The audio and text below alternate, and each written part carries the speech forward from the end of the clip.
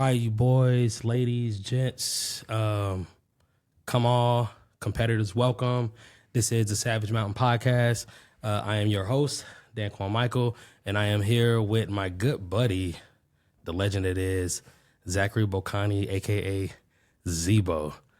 How you doing, brother? I'm doing good, man. I'm glad you invited me out here. This is first time, I will say, so I do appreciate the outreach here. This has been a long time coming since the first time I met you, pushing that damn sled in 103-degree weather. We have a lot of things that I want to discuss, more so your capacity for crazy, high-intense training in a field where, and it could just be me shooting out my ass or whatnot, where I feel like the military's level of conditioning or training has been under attack due to the lack thereof. Oh, absolutely. So I have my first question. I'm gonna read it off here so I don't get nothing wrong. So the military fitness industry, the fitness level has been a major topic of discussion. And then with the recent uptick in tactical training, do you feel as though the standards for combat or military personnel in general, the standard for that should be higher? So I would say the boys that are actually, and women, pushing upfield, going out there, they actually have a good regiment, good training. Yes, sir. CBs, on the other hand, we haven't been, our slogan, we build, we fight. Okay. We haven't been in a fight. On our side, has stemmed a long way from that. Ooh. So I would say that, like, on our regiment, just getting our guys to work out, because I was an assistant command fitness leader. It's hard to push troops. It's hard to get that mentality. People show up to 9-to-5 job for them. They collect a paycheck. They go home. Okay. That's that fitness standard that we're trying to push and trying to provide for them doesn't take. Yeah. And it's hard to get people excited and get people to train when you're on one level of, like, train insane or remain the same. Like, that's how I always train. I loved it. I like pushing the body. Yeah. You have other people that's like, can we just go home? It's cold. Yeah. It's too cold right now. Let's go home. And these are your brothers and sisters in arms. It is. But right now we don't have a war we're going to. We don't have an incentive right now. We don't have nothing pushing us. So right now we're just showing up, collecting, doing our job, going home. But who knows, years later, when crap hits the fan, you're going to wish you were started training, we're trained, and we're physically able to adapt to the struggles we could face. All right. So I know you, but the world doesn't know you. And not to say, or not be cocky as if the world is listening to this, but some people out there are listening or will soon listen to this. Could you give us a quick rundown of your journey that led you to become the ultimate badass that I know that you are? Man, it's far from, but I do appreciate it. Yeah. Well, I would say it all stemmed from football. Okay. I was a skinny lad. Actually got fat over the summer, and honestly, not saying it's applicable to all, but light bullying got me into shape. Came back from summer, and they're like, "Boy, you got fat. Like, you got fat real quick." So I just 2 days helped, got after it, but I just always loved the mentality of going in, seeing how far I could push my body, and just seeing the recovery and then adapting and pushing forward. Yeah. So going through that, out of high school, it's just another, let me try bodybuilding, let me try strength training, let's see if I can push these. So I never really stuck to one thing, which I would say allowed me to have that hybrid adaptivity to what we've been doing. Mm-hmm. Then when I hit the military, it's just nothing but overseas. It's a good time. You're boozing, you're eating, all you're doing is just lifting weights. Yeah. And so on deployment, it's easy to get big, it's easy to get strong. Mm-hmm. But when it's stateside, now you have family, you have friends, you're traveling, you're trying to see people, and it's hard to stay true to that. Yeah. So actually finding the grind, finding a good atmosphere to work out and push yourself, it's hard to find. Yeah. So it is good to find y'all out at the gym, because here I don't know if it's the ADHD or just my mindset, but I can't count reps. I just train to failure at this point. It's easier this way. Yeah. I don't like bodybuilding. Too many strict movement patterns. It's too linear. It's too 1, 2, 3, 4 sets, and we're out of here. Yeah. Stuff we do keeps the mind active, engaged, and you're hitting this transversal plane where you're turning on different axes. Where bodybuilding, strength training. Don't get me wrong. Some good people, some strong people, but ain't for me. Not for you. And that's the beauty of what we do as far as like our style of training, that hybrid.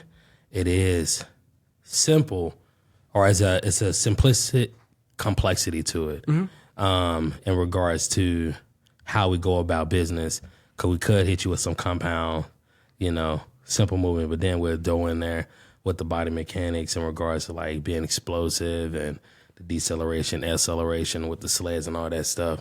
But one thing about you, since we haven't had the one-on-ones, or we haven't been training with each other as much due to life, I introduced the fighters to what you do in the water. Oh, okay. And I want you to give me a quick rundown on the mindset that you have to become what you are in regards to being like in that water. Because obviously everybody conquers land, but it's a different seeing UFC fighters and bare knuckle world heavyweight champions. They can't hold a candle to what you do in regards to that water, because it is different. Yeah. So could you give me a rundown on like what's the mindset, how you go about training, and how you could like get better in regards to like all that aquatic savagery or whatnot? I would say it all stemmed from what you're raised in. I was raised in Florida. Yeah. And went to the beach a lot. Me and my dad, he took me out, and getting like sucked back into those waves, and we call it the washer effect, where you just tuck your chin and it sucks you out and just rolls you around. Yeah. I would say it would stem from that, but pushing forward to like now, water's just a different world. It is.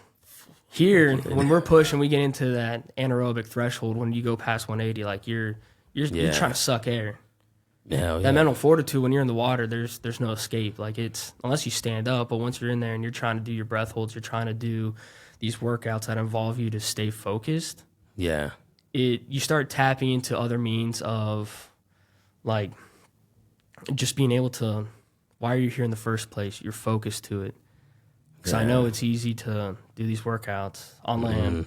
Yeah. Suck some air because you need it. In the water, I don't know where it stemmed from, but I've always just enjoyed actually being underwater. So I don't know if it's just from me being the way I grew up. Yeah. I enjoy just being in the pool. I'm comfortable. Yeah. How it stemmed, you and some buddies, as long as someone has your back, you're able to start going into those reckless breath holds, because you don't want to do it by yourself. So what's the longest have you, and not to cut you off, no, you're good. What's the longest have you been underwater doing what is called like CO2 training? Yeah, it's just your breath holds, but then it's being your body being able to handle the excess CO2 in your body. Yeah.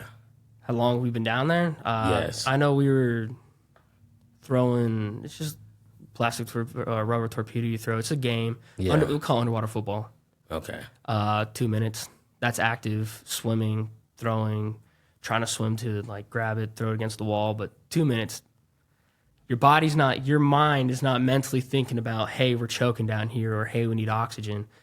When you get a couple of boys together that the only thing I want to do is win, y'all are fighting, y'all are competitive, that's one way to trick your mind into like forgetting that you need to breathe.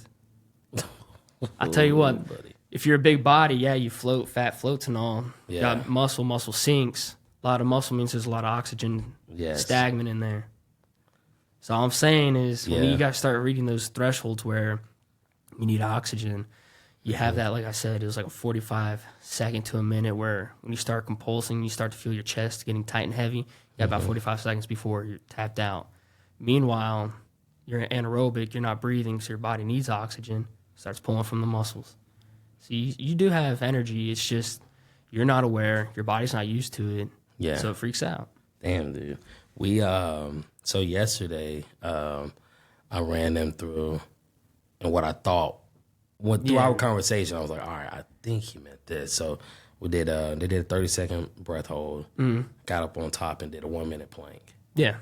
First round, everybody was like, oh, bro, this Cake. This is cake. This is absolutely the layup. And then when they went back in there and a good becoming a really good friend, a good person, his name Jim. So this is world class, wrestler. And he said, man, all I do is spend time underwater. But after we did that plank, and then we went back down, and it's like in that mental capacity, he was like, what the hell? Why I'm coming back up? I need to go back down.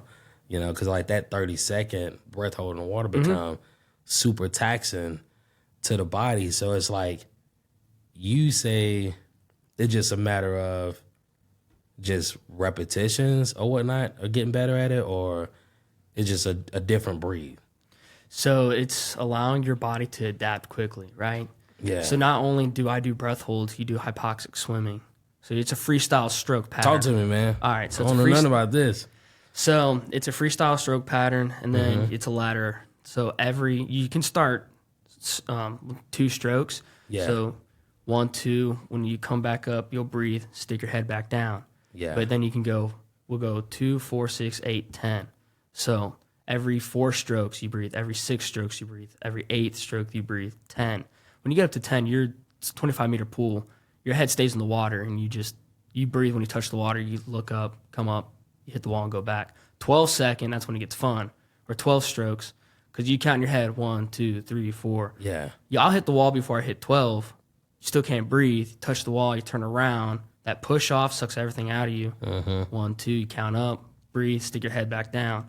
It's all about your heart rate. But doing hypoxic swimming, though, leads to being able to have that uncomfortable, that urge to breathe. Because then you can, if you had to take a breath, you just lift your head up, you breathe, you stick your head back down. Yeah. But all your training when you hypoxic swim is not the fact that you're loading your lungs up with oxygen. You're teaching your body to function with CO2, a max amount of CO2 your body doesn't want. That's the reason why you feel like you're drowning. Yeah. It's not the lack of oxygen, it's your body producing so much CO2, it doesn't even know how to handle it. It doesn't know how to scrub it. Jeez.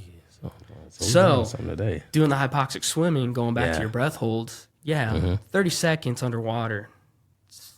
If you're able to sink and stay down there, it's easy without moving, but let's say 30 seconds underwater, you're holding your breath. Easy day. I would say 30 seconds anyone should be able to do. Right. Coming up, doing a plank. How about you, Kendall? Can you? Damn. How about you, Bad Batch? Yeah. Easy money. It is. Easy but money. I'm saying you do that plank. Yeah. Simple plank, right? It's just a minute. But you're not thinking about actively trying to breathe right now. You're holding a plank. Yeah. So by the time you're done, you got to go back into the pool. Did you even try to do a deep breath? Did you try to do a hyperventilate? It's good for you to hyperventilate before you go down. You're trying to purge, you're trying to scrub, and then you just deep inhale, and then exhale it all out. And that next inhale should be all oxygen. You doing that before you go in? No. You're not thinking that way. Yeah. So you're staying in that plank. You're burning up energy. You're burning up oxygen. And you're just chilling, not thinking about it. Dang. You hit the water. That's when you're like, instantly your mind goes to, we need air. Yeah. They're probably down there 2-3 seconds before they're like, I don't know if I can get this 30 seconds now. I'm not trying to diss them by no means. All I'm saying is this is a different atmosphere. Yeah. They just can't breathe air now. They're in a world where you got to stand up. Like if you inhale, you're drowning. Yeah. God bless, dude. I know you in your bag with this one. So, and that could be what you just answered for me for this next one. I know we're against the clock, but yeah, solid, we're good. All right, so with all of that, what is, and you've done, through our conversation, you've done a few other, let's say, I ain't gonna say side missions, but side missions a lot, man. Side missions in regards to like different training avenues in regards to like for I guess, your next level in the military life. So with that being said, what style of training has been the most grueling? And you can even add the stuff that we do. Like what has been the most grueling style of training that you've endured in your south of 28 years on this earth? Man, anything seems easy when you have a good regiment. Yeah. You have a good, hey, this is the workout we're doing today. Boom, it's right there written in front of you. It's easy. Your mind knows it. Your body knows it. Yeah. When I show up to your workouts, I don't want to know what's coming. Yeah. Your body, your mind isn't set for it. It doesn't know how to react to it.